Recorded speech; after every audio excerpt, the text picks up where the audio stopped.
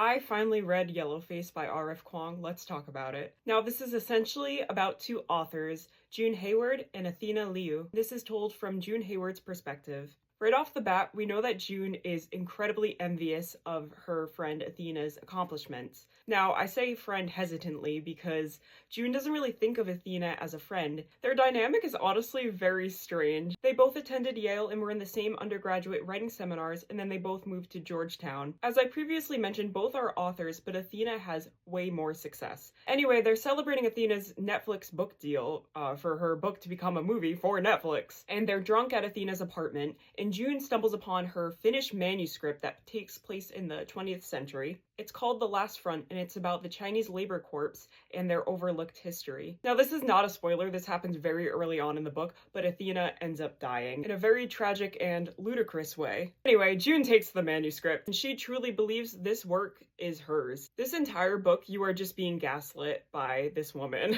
She's like, I put so much work into editing this. This is practically my body of work. She really thinks what she's doing by editing this manuscript and publishing it is noble. She thinks, what sort of friend would I be if I had left her work as is to fade into obscurity? There's also another interesting dynamic. June believes that her course of action, meaning what she stole from Athena, is actually reparations for what Athena allegedly took from her, which is not revealed right away, but it's interesting how it all pans out. Before The Last Front is published, June and her editor alter key details to the story, stripping it of its culture to make it more palatable for white readers. This book has incredible dialogue and commentary about who has the right to write what. When is the line drawn between appropriation and appreciation of a culture? Now, I normally do not enjoy books that revolve around social media, but this one really works. Even though sometimes it felt like I was literally just scrolling through a Twitter thread because there would be sections that were just Twitter threads. This book revolves heavily around the publishing process and everything that goes into it. It was fascinating to kind of get an inside scoop. I'm sure it's not completely accurate, and I'm sure it's dramatized for certain effects, but it was very interesting.